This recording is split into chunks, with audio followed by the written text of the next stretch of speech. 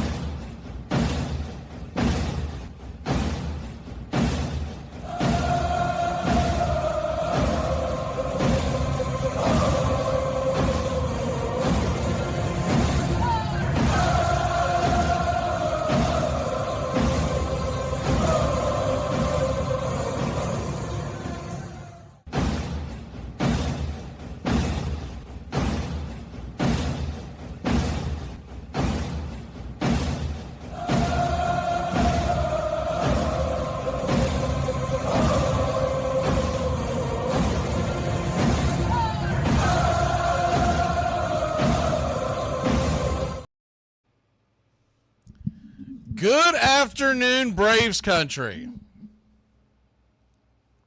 Go ahead and change the view here real quick as we are getting set for the St. Louis Cardinals series. I turn on my camera. Oops. Well, there we go. Hey, how the hell are you? We're rocking now. All right. Got to get it pretty late in the morning to fool me. All right, let's go ahead and get into, so I've got to keep these to the bottom of the hour because we're being carried now on some radio stations, and I can't go over because they have other things they're going to plug in. They're going to cut me off. So I do have an alarm set to buzz the hell out of here as soon as it goes off. So let me double check and make sure I've done that because I can see, well, we'll go ahead and set it. There we go. All right, so what we've got going on here today is we've got your Atlanta Braves taking on the St. Louis Cardinals, and we're going to go over the Twin Series recap real quick. That's what we do here on these shows, and then we go looking forward to the Cardinals, but we're also going to get into the whole thing that everybody wants to talk about, which is the Acuna thing, and I hit the nail on the damn head, did I not? Did I not tell you all yesterday before the game started, right before we did the game, I told everybody off the jump that they were missing the whole boat, and still some of them are missing the whole boat, but it was not that Snitker was out here protecting Jared Kelenic. Now, that's not at all what happened. Snitker wasn't paying attention. He didn't know idea. He even said so, and we have a clip. I want to play a couple of these clips first to get things going, and then we will go to the reactions and everything. But the first thing I do want to hit up is the good. We swept a 3-game series against a Twins team that, look, I get it. They are not. I'm going to go ahead and share the screen real quick. I get it. The Minnesota Twins aren't playing great baseball, but they are coming off of, this is not nothing. They had just won 2 out of 3 against the Mets, and the Mets are playing very good baseball. The only game that they lost was to the Mets ace right now, I would call him, which is Clay Holmes. And so Bailey Ober beat them. We dodged a bullet not having to see him. He's probably he's probably the best pitcher for the Twins. And nonetheless, they were at home and they came to Truist Park, so it's a different scenario. But nonetheless, they did take 2 or 3 from New York. They started off the season much like the Braves terribly. I was looking at their schedule this morning, and they started off 0-4, and then they went 2-5 in their first 7, and then they went 3-8 in their first 11. Okay, And if you want to go a little further, they went, 4-11, I guess, in their first 15 games. So after that, they had won 3 or 4 coming into Atlanta. They'd beaten the Tigers against Casey Mize, which is a pretty damn good pitcher. They lost to Clay Holmes, but they did beat Tyler Miguel, who's been pitching pretty well. And then they ended up winning in extra innings on the getaway day. But the point is, though this team, it was sluggish at the beginning of the season, they were playing pretty good baseball before they came to Atlanta. So Atlanta got off the mat. They won 3. We go out there and we sweep the Minnesota Twins, and it wasn't easy. We know that game on Friday night could be the catapult that sends us to the moon and stars this year. If we turn this around and we go on a run and we get, scorching hot, or we'll just say over the next month or so, right? And we get back in this thing quicker than I thought expected, because honestly I thought we were kind of trudge along, and then much like the 2022 season, midsummer you'd really see this team clicking, and we'll be fighting for every game trying to get in the playoffs. But if this team can get hot and coming off a 3-game sweep, and then to topple that, they have the Cardinals coming in here tonight, tomorrow night, and on Wednesday morning, or technically Wednesday morning, depending on where you live. It'll be 12:15 first start. We've got a chance to win this series and take 5 of 6 at home. And if we do that, now look, I know in theory we have a chance to sweep the home series and go 6-0. But that's asking a lot from a baseball team that had been playing pretty bad baseball, not to mention the fact, let's address the elephant in the room. Bryce Elder is pitching on Wednesday as of now. I was hoping that they would announce kind of a question mark there on Wednesday. And then once they got off to Tuesday night, maybe they would bring up A.J. Smith-Shawver or someone else, because Elder on a Wednesday getaway day, I don't have a lot of faith in that. I don't have a lot of faith because the Braves on these getaway days, especially the ones at home over the last several years, they don't score a lot of runs on these Wednesday or Thursday getaway days. They just haven't. And we hope the Cardinals are a little groggy and don't see the Bryce Elder sinker catching over the plate and slamming that thing into utter existence. But nonetheless, the way I look at this is tonight, tomorrow night are critical to win the series, because you've got Schwellenbach, you've got Strider, and though they're going up against 2 pretty decent starting pitchers, Eric Fetty, he can be gotten to. He's had some good outings. He had one bad outing this year. And Palante's actually pretty good, but he's going head-to-head against Strider. And I don't give a damn what anybody says. If I've got Strider on my side, I like my chances. If I've got Schwellenbach on my side at home, I like my chances. And they're coming off a tough series because St. Louis got a 4-game sweep. That's not ideal coming into tonight, because you would kind of prefer them to have won yesterday. Usually a team that's backed in a quarter comes out fighting like an angry wet cat, and that's what I kind of expect from the Cardinals. So we've had great success, especially at home against the Cardinals over the last several years. That doesn't mean anything going into tonight. So you really want to get this first win. I do believe Schwellenbach is going to come out and perform well, because if you remember the last time out on Tuesday against Toronto, he didn't have his best stuff.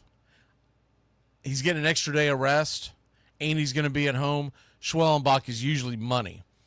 I think his over-under, by the way, today on the total strikeouts is 5.5, which seems a little low.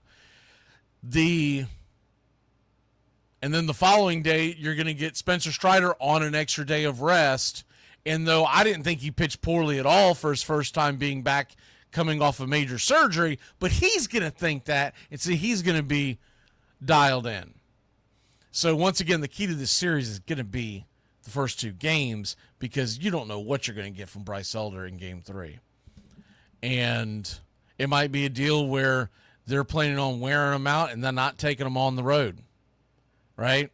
Because they're going to go to Arizona and Colorado leaving Truist Park. They've got a 6-game series, 3 at Arizona and 3 at Colorado, and we know what that can do to a bullpen. So I could see the Braves sending Bryce Elder down after Wednesday and bringing up another bullpen arm because you're going to get an extra day off. So that's built in to being able to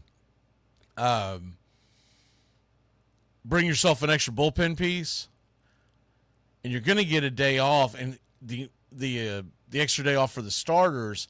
So you could either skip a start, or at the end of the series, you could see them bringing in someone, and they've done it before in Colorado because remember that's where Darius Vines made his very first start as a professional. So the good was the sweep. And by the way, did you see the Angels celebration yesterday when they came from behind?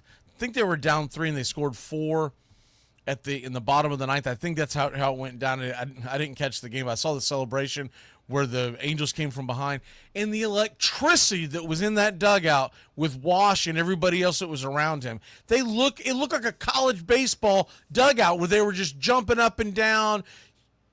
Wash was given basically like the Tiger Woods kind of power punch into the air. And I made the comment, I said, it's night and day.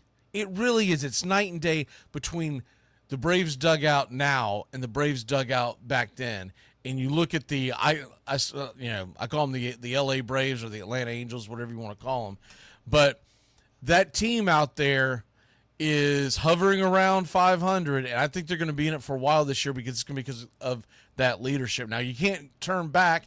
We're not going to make a trade. That's not how that's done. You don't trade Snitker for Washington. That's not how it's done. But it just tells you that they made a mistake, a misstep with letting Wash and EY go, because I still say that if you would have told Wash, Snitker is going to manage his team, will put whatever years you want to put on it, and then it is your job, I think Ron Washington stays, especially if you make it worth his while.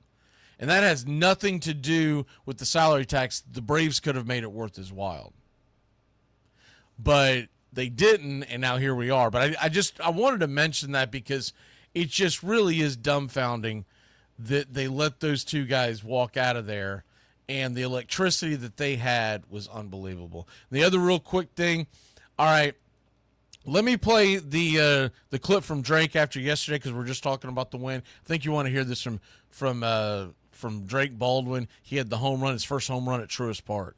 I'm here with rookie catching sensation who didn't think he did enough to be player of the game, Drake Baldwin. Incredible. Your first home run at Truist Park. How'd that feel in front of this crowd? Felt amazing. I mean, to hear this crowd kind of go crazy while rounding the bases is a feeling you dream of, and getting the first one there was huge. Drake, you worked your pitcher, ran home through that fifth and got a little shaky. What do you guys do to get him back on track?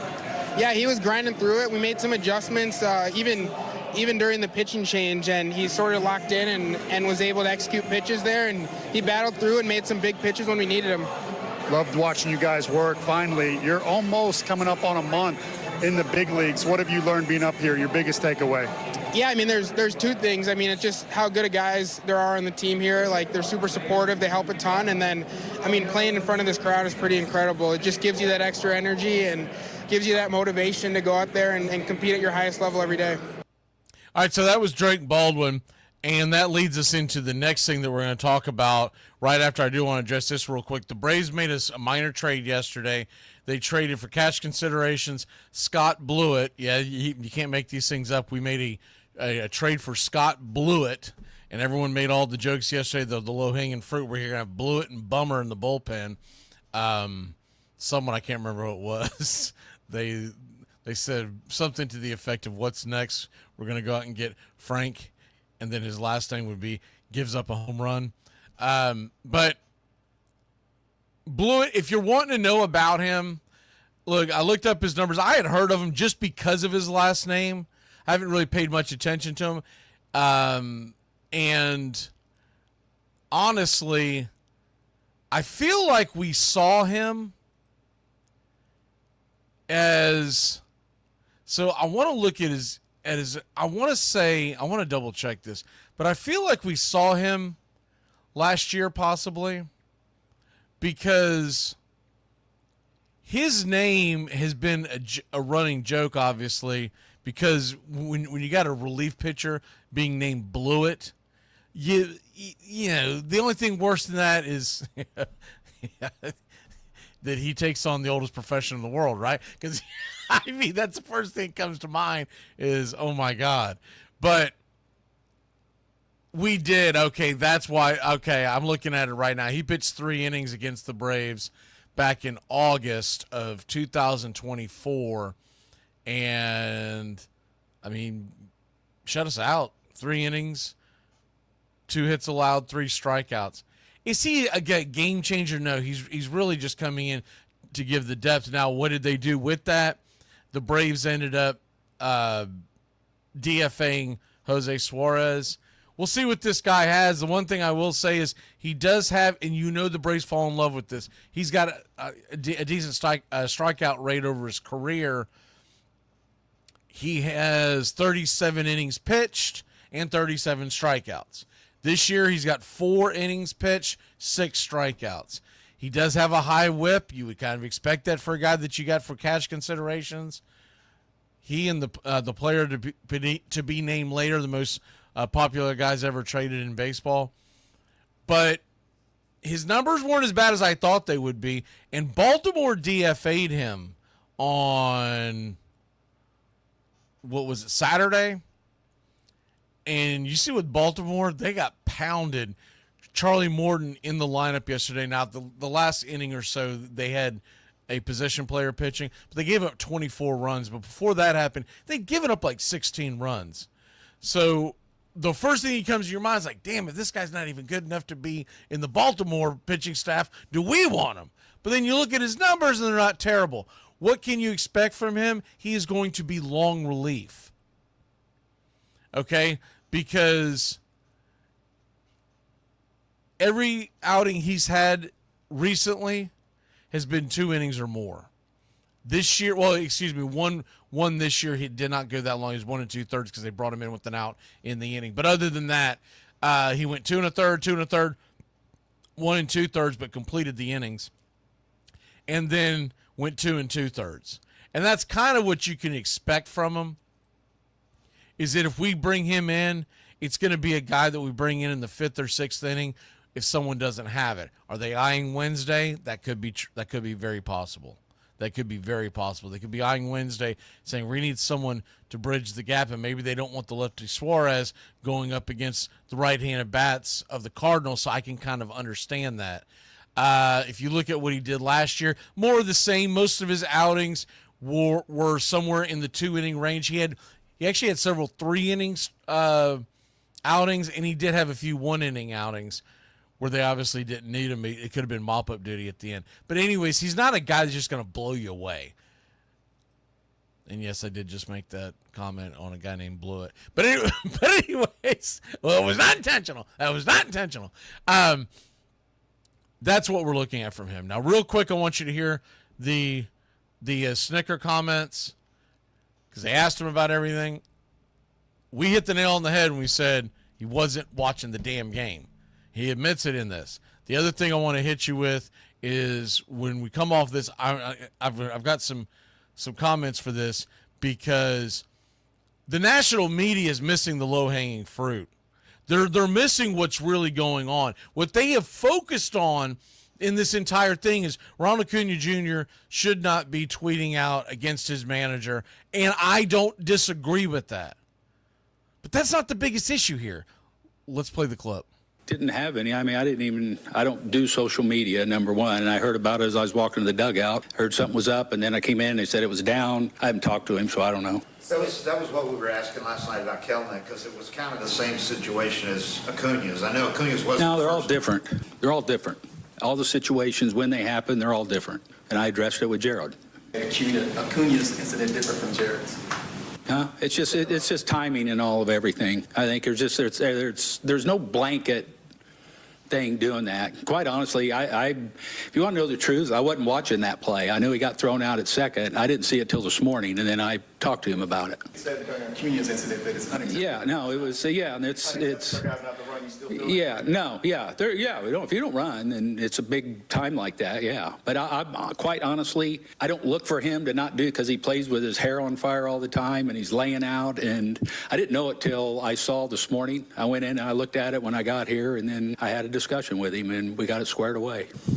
You're kind of surprised that he would make a comment like this when he's not even here with the team right now and he's trying to work to get better? No, I mean, like I said, I didn't see it. I haven't talked to him, and I heard it was taken down. So into the fact that we swept the series and won 3 in a row right now. Sweep of the series, very exciting. Congrats on that. What's your overall outlook on the team in general for this whole series? I'm sorry. I say the ringing in my ears is such. You're good. You got your first sweep of the series. What's your overall outlook for the team, the highs and lows over this full series? Well, there's going to be highs and lows, as we know. We've just experienced it all here in the first 3 weeks. But there's a lot of good things that I'm seeing right now, especially offensively, and hitting with guys on and getting multiple guys going. I think it shows more what we're capable of. And that bullpen's for these 3 games has just been outstanding. All them guys have done a really, really nice job. We know Drake Baldwin can hit. How pleased have you been with him behind the plate?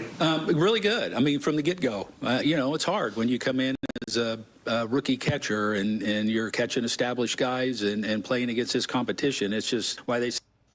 All right, that's probably enough of that, because after that it just turns into basically a big tongue bath from the Braves media, as we typically get. But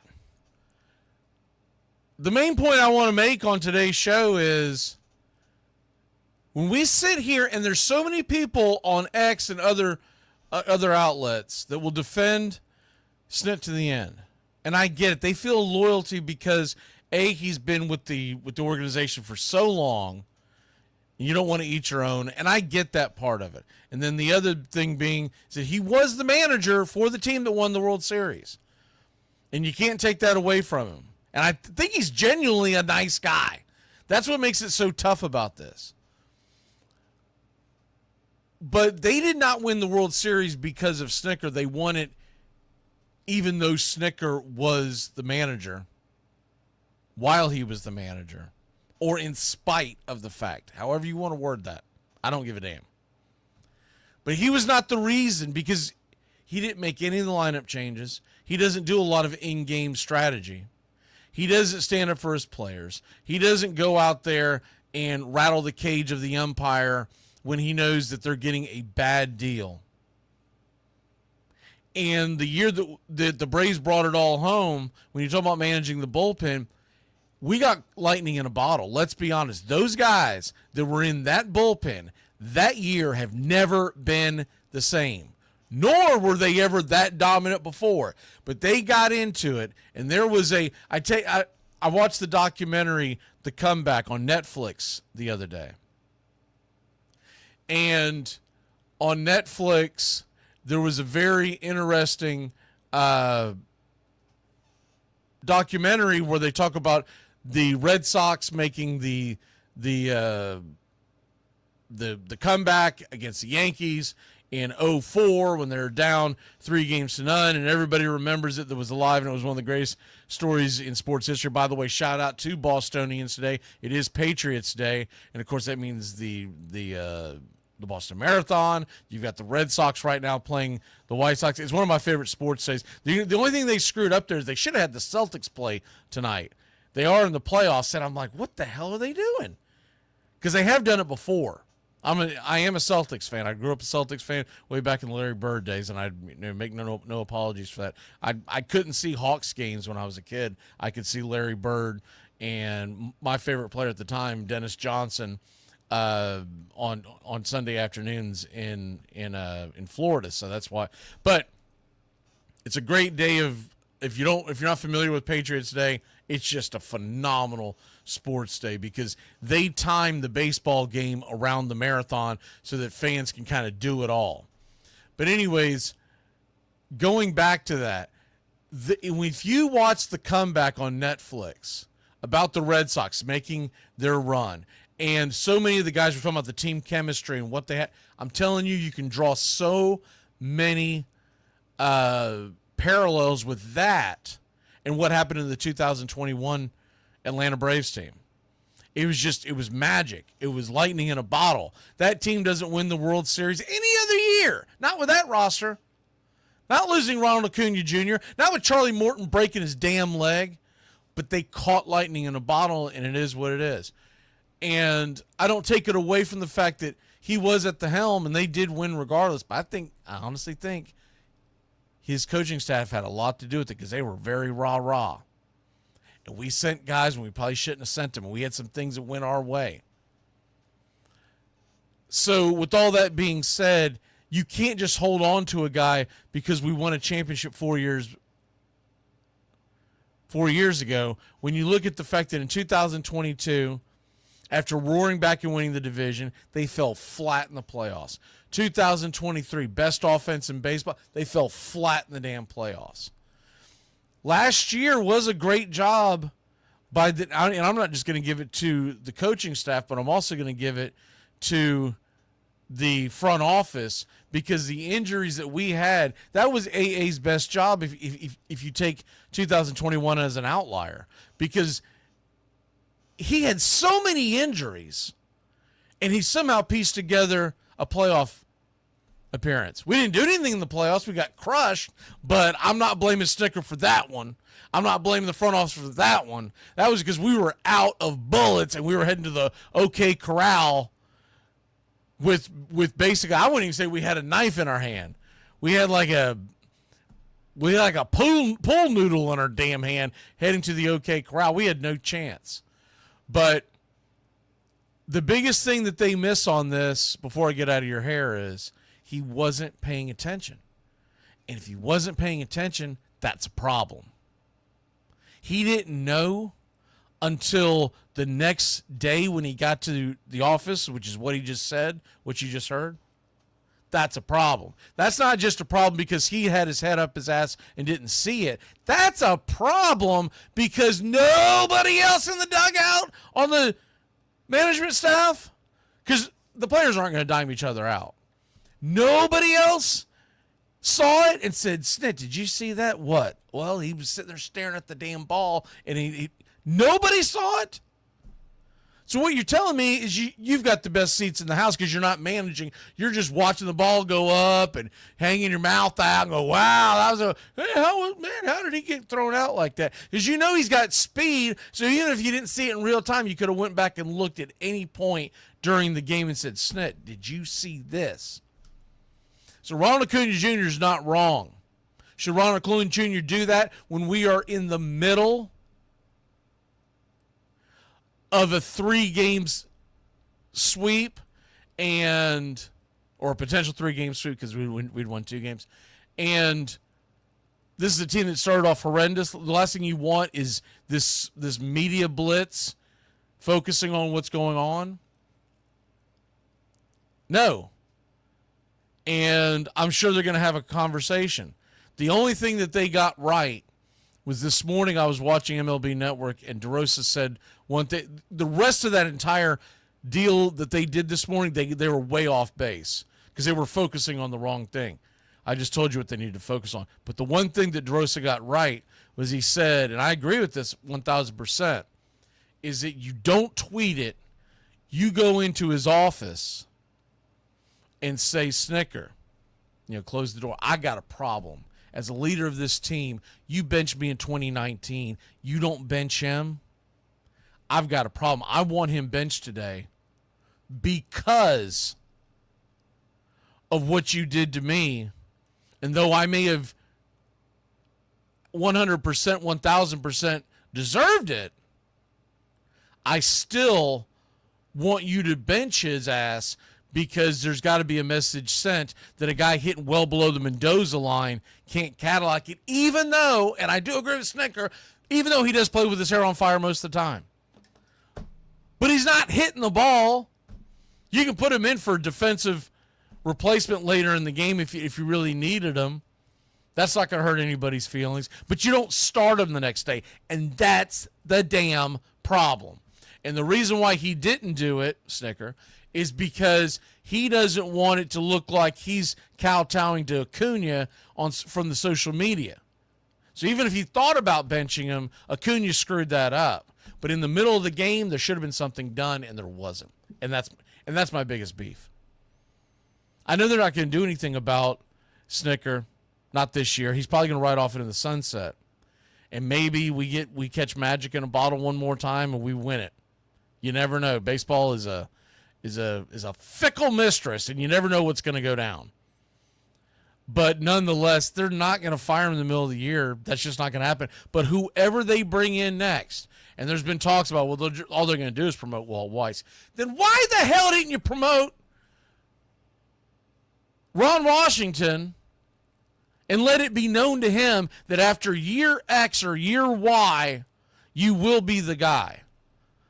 Because if anyone deserved it because he was a leader in the clubhouse, it was Ron. But whoever they bring in, if it's Walt Weiss, unless I see a totally different personality, I don't think much is going to change. You're going to get the ho-hum, da-da-da-da-da. Maybe Weiss will run it differently. But if I'm Anthopoulos and I'm interviewing for my manager, you know what I want to know? Are you going to go to the damn mat when our guys are getting screwed by the umpires? Are you going to blow up? You can't do it every game. I get it. But there has to be enough is enough. I'm getting tossed. And I've told you this before, but there used to be a lot of stories about how Bobby Cox and other managers would say to the next man in charge, hey, I'm getting kicked out today because we need a jolt of electricity. All right, I got to go. I'm getting the alerts. We will see you tonight. Pitch by pitch, play-by-play of your Atlanta Braves. 7:15 first pitch. My man Schwellenbach is on the bump. And then we've got Strider. So we'll see you then. And if you missed this, we go live at noon Eastern. You can always catch the replay on YouTube. We go live on YouTube. And then we do replay the audio just before first pitch of the first game of the series. So we'll see you. When's the next one of these? Is it Friday? And they're playing out west. I'm still going to do it at noon, but the game that night won't be till like late at night. So all you late birds, guys like John will be, sipping on what they're sipping on, and we'll be up till the late hours this coming weekend. Y'all have a great one, Braves country.